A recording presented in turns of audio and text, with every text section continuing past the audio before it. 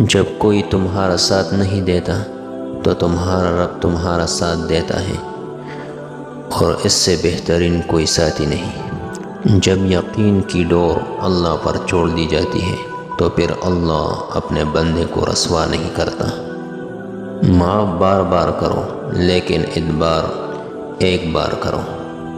اس کائنات میں اللہ کے سوا کوئی بھی آپ کو ہمیشہ، ہر وقت اور ہر حال میں ایک جیسا میسر نہیں ہو سکتا۔ اللہ کا بنایا ہوا ہر شخص مکمل اور خوبصورت ہے، بس خامی اور کمی ہمارے اخلاق اور رویوں میں ہے۔ اللہ انسان کو آزماتا ضرور ہے مگر آزمائش میں تنہا نہیں چھوڑتا۔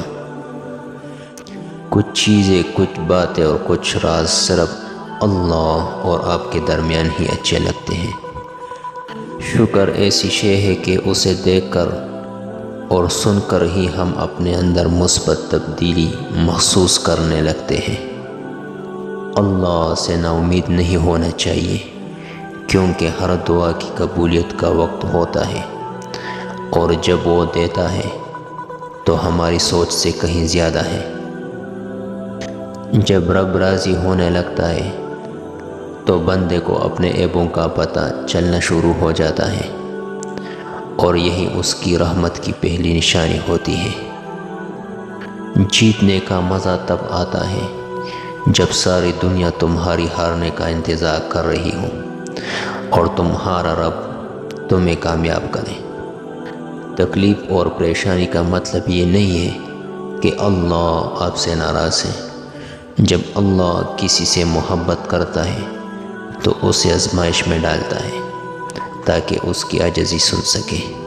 دونوں صورتیں یقین کی ہیں، کوئی اللہ کے لیے سب چھوڑ دیتا ہے اور کوئی اللہ پر ہی سب چھوڑ دیتا ہے۔ وہ آزماتا تو ہے مگر راستہ بھی وہی دکھاتا ہے، کیونکہ وہ رب غفور الرحیم ہے۔ جو تکلیف اللہ کی یاد دلائے وہ تکلیف نہیں، نعمت ہے۔ بے شک میرا رب وہ ہے جو انسان کی روح کے اندر کی اذیتوں سے واقف ہے۔ کسی سے جلو گے تو کچھ نہ پاؤ گے، ہر حال میں اللہ کا شکر کرو گے تو گن نہ پاؤ گے۔